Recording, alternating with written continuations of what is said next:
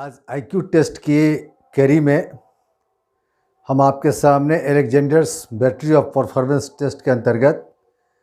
पास along test के बारे में चर्चा करेंगे। मैंने पीछे के वीडियो में मैंने बताया था आपको कि ये एक प्रकार का परफॉर्मेंस टेस्ट है और ये कंप्लीट आपको नॉन वर्बल टेस्ट है। ये एक ऐसा टेस्ट है जिसमें पढ़ाई लिखाई की कोई आवश्यकता नहीं है। अगर जिस व्यक्ति का आईक्यू टेस्ट किया जाएगा वो व्यक्ति का निरक्षर भी है तो भी उसके आईक्यू का टेस्ट किया जा सकता है। और सबसे पहले तो मैं आपको ये बात बताऊं कि ये जो आईक्यू टेस्ट है, खासकर जो पास अलोंग टेस्ट है, इस टेस्ट का इजाद अलेक्जेंडर ने ही किया था। अगर इस प्रकार के सवालात आते हैं कि पास अलोंग टेस्ट के निर्माता कौन थे, या इस प्रकार के टेस्ट का इजाद किसने किया था, या बैटरी ऑफ परफॉर्मेंस टेस्ट के अंतर्गत जो पास अलोंग टेस्ट है उसके प्रणेता कौन थे, तो आप सीधे कह सकते हैं कि अलेक्जेंडर। तो ये जो पास अलोंग टेस्ट है, ये पास अलोंग टेस्ट करने के लिए आपको विभिन्न प्रकार के कार्ड्स की सहायता लेनी होती है। इस टेस्ट में क्या होता है कि आपको इसमें 9 कार्ड होते हैं और 9 कार्ड में डिफरेंट प्रकार के फिगर्स बने होते हैं और 9 कार्ड को इम्प्लीमेंट करने के लिए 9 प्रकार के सब टेस्ट होते हैं, 9 उप परीक्षण होते हैं और इस उप परीक्षण को डिफरेंट प्रकार के समय में बांटा जाता है। जैसे मान लीजिए कि जो पहला उप परीक्षण है और दूसरा उप परीक्षण है वो उसमें 120 सेकंड यानी कि 2 मिनट समय निर्धारित होता है और उसके बाद आपको तीसरा से 7वां तक 180 सेकंड निर्धारित है, 3 मिनट इसके लिए निर्धारित है। और उसके बाद जो 8वां टेस्ट है या 8वां जो सब टेस्ट है उसमें 240 सेकंड निर्धारित है, 4 मिनट तकरीबन उसमें निर्धारित है। और 9वां और आखिरी जो परीक्षण है उसमें आपको 300 जो सेकंड मतलब कि 5 मिनट उसमें निर्धारित है। ये जो समय का जो निर्धारण है, इस समय विशेष के दरमियान ही जिस व्यक्ति का टेस्ट किया जाएगा उसको उस प्रकार के प्रॉब्लम्स को सोल्व करना है। जैसे इसमें क्या होता है आपको कि डिफरेंट प्रकार के ट्रेज होते हैं। मैं कोशिश करूंगा कि अगले वीडियोस में मैं आपको जिस प्रकार के apparatus हैं जो पास अलोंग टेस्ट के, ब्लॉक डिजाइन टेस्ट के, क्यूब कंस्ट्रक्शन टेस्ट के, मैं आपको वो दिखाऊं और उसके सहारे बताने का प्रयास करूं। तो इसमें क्या होता है कि डिफरेंट ट्रेज होते हैं, 4 ट्रे होता है इसमें और चारों ट्रे में डिफरेंट ब्लॉक्स होते हैं। इसमें क्या होता है कि डिफरेंट ब्लॉक्स की संख्या होती है 13 और ये 13 जो ब्लॉक्स होते हैं उसमें से जो 8 ब्लॉक्स होते हैं वो 1 इंच इंटू 1 इंच का होता है, 1 बाय 1 इंच का होता है। जो 3 जो ब्लॉक होता है वो आपको 1 इंच इंटू 2 इंच का होता है और इसके अलावा जो तीसरा जो ब्लॉक होता है जिसकी संख्या 2 होती है वो 2 बाय 2 इंच का होता है। ये जो डिफरेंट ब्लॉक्स होते हैं ये विभिन्न प्रकार के कलर के रंगे होते हैं। जनरली लाल और नीला इस प्रकार के कलर उसमें ज़्यादातर पाए जाते हैं और ये जो डिफरेंट ट्रेज होते हैं उसका भी एक सिरा नीला होता है और एक सिरा लाल होता है। जिसका टेस्ट किया जाता है उसको थोड़ा सा उलझाने के लिए कभी कभी उल्टा पुल्टा कर दिया जाता है। नीले की तरफ लाल को कर दिया जाता है, लाल की तरफ नीले को कर दिया जाता है, ब्लॉक्स को भी आगे पीछे कर दिया जाता है।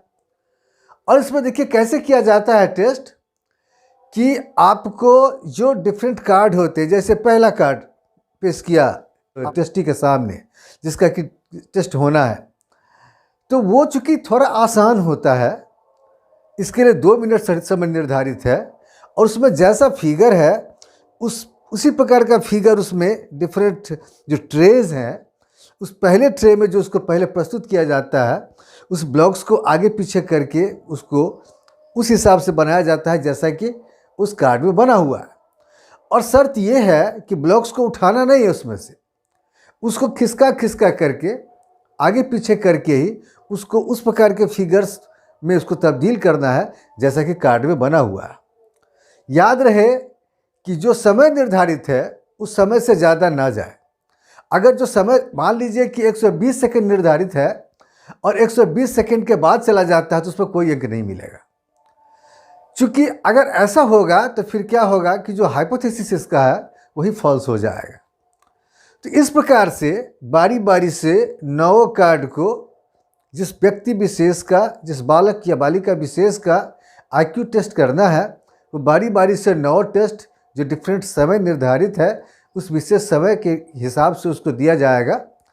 और समय सीमा के भीतर ही उसको बनाएंगे। जैसा कि मैंने बताया भी आपको कि समय सीमा अगर ज़्यादा हो जाती है तो भी उस पर कोई मार्क्स नहीं मिलेगा, कोई पॉइंट आपको नहीं मिलेगा। और दूसरा कि अगर मान लीजिए कि उसमें आपको बीच में ही वो नहीं सोल्व कर पाता है तो फिर अगर 2 लगातार जो सब टेस्ट में अगर वो सोल्व नहीं कर पाता है टेस्टी जिसका कि टेस्ट करना होता है तो उसी समय टेस्ट को बंद कर दिया जाता है। ये शर्त है इसकी। तो इस प्रकार से जो 9 उप परीक्षण है उस 9 उप परीक्षण में विभिन्न प्रकार के समयों के हिसाब से जब उसका टेस्ट होता है तो समय विशेष के हिसाब से ही स्कोरिंग की सहायता से उसमें उसको मार्क्स दिए जाते हैं। मान लीजिए कि जो पहला उप परीक्षण है उसमें मान लीजिए कि वो 120 सेकंड का समय निर्धारित है। 120 सेकंड के अंतर्गत उसने अगर जो टेस्ट को अंजाम दिया तो उसके हिसाब से स्कोरिंग की सहायता से उसको मार्क्स दिया जाएगा। याद रहे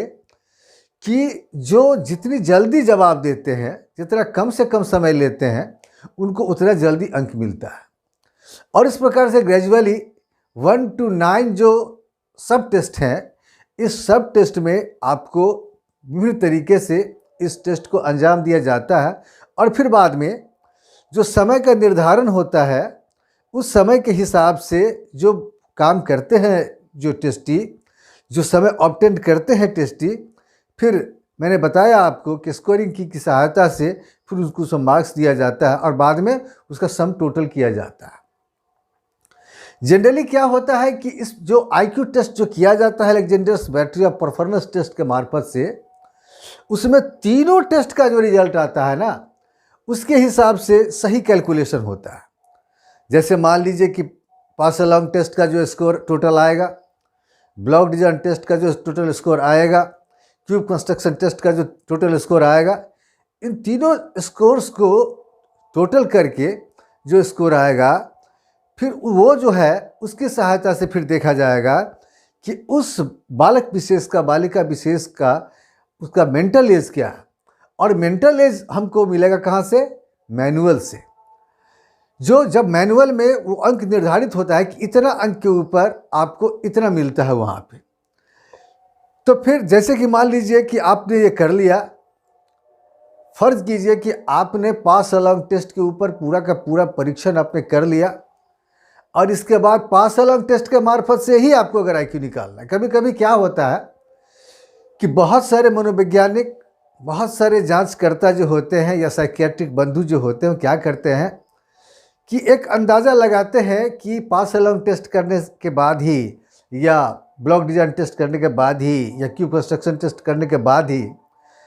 इसी के सहारे मोटा मोटी आईक्यू का अंदाज़ा लगा लेते हैं। मान लेते हैं जिस प्रकार के स्कोर्स यहाँ आए हैं उसी प्रकार के स्कोर्स फिर आगे भी दूसरे परीक्षणों में आएंगे, पास अलोंग टेस्ट में या ब्लॉक डिजाइन टेस्ट में या क्यूब कंस्ट्रक्शन टेस्ट में इसी प्रकार के स्कोर्स आएंगे। लेकिन ये उतना ऑथेंटिक नहीं है। अगर आप एक ही जो मैट्रिक के अंतर्गत जो टेस्ट है, अगर आप एक ही टेस्ट से निकालते हैं रिजल्ट तो उतना ऑथेंटिक साबित नहीं होता है। लेकिन फिर भी काम चलाऊ इससे काम होता है। लेकिन कितना बढ़िया हो कि आप तीनों टेस्ट का आप आकलन कीजिए, उसके जितने सारे स्कोर्स आते हैं वो सामने लाइए और फिर उसके हिसाब से आप कैलकुलेशन कीजिए। इससे क्या होता है कि आप एग्जैक्ट किसी भी बालक विशेष का, किसी बालिका विशेष का, किसी व्यक्ति विशेष का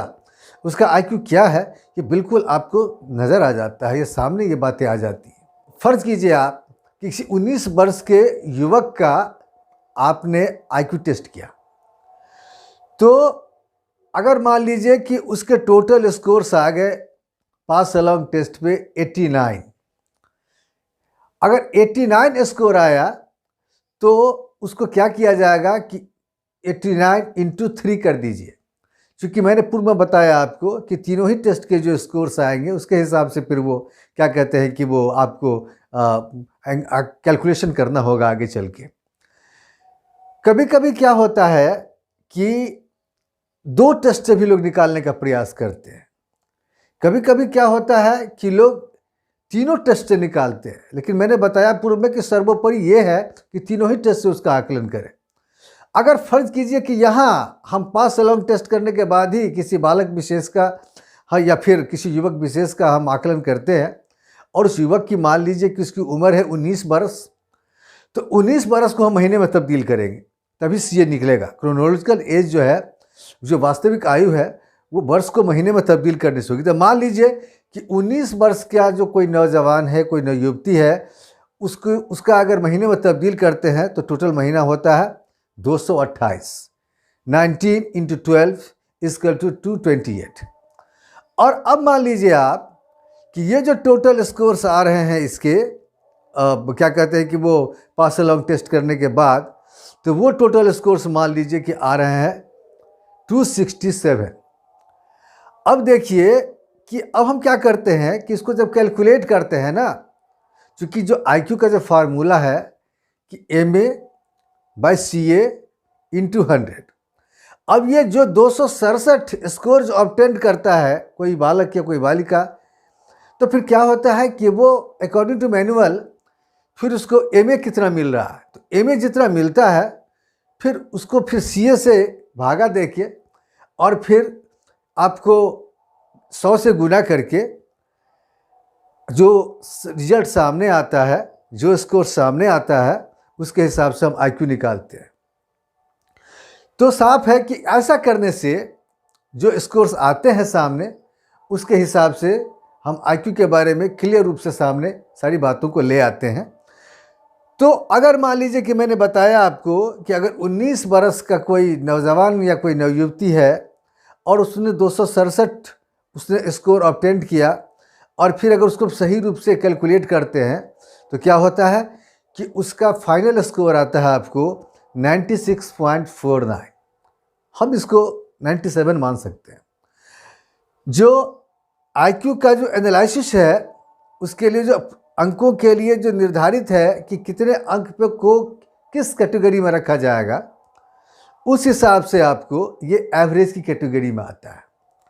तो इसी प्रकार से हम जब विभिन्न प्रकार से अगर हम परीक्षण माला के हिसाब से हम परीक्षण करते हैं तो फिर उससे हमको ये इसी प्रकार के हमको रिजल्ट आते हैं सामने, और फिर इसके हिसाब से हम कह पाते हैं कि अमुक व्यक्ति की, अमुक युवक की, अमुक युवती की जो आईक्यू है वो इस प्रकार की है। अब सवाल उठता है कि ये जो पास अलोंग टेस्ट है इससे विभिन्न प्रकार के सवाल बनते हैं कि किसने इस टेस्ट का इजाद किया, या फिर इसमें कितने ब्लॉक्स होते हैं, 1x1 जो इंची के जो वो ब्लॉक्स होते हैं उसकी संख्या कितनी होती है, 2x2 इंच के जो ब्लॉक्स होते हैं उसकी संख्या कितनी होती है, या फिर मान लीजिए कि विभिन्न प्रकार के उप परीक्षणों की संख्या कितनी होती है, स्कोरिंग की कहाँ से लाते हैं। इस प्रकार के विभिन्न प्रकार के प्रश्न हैं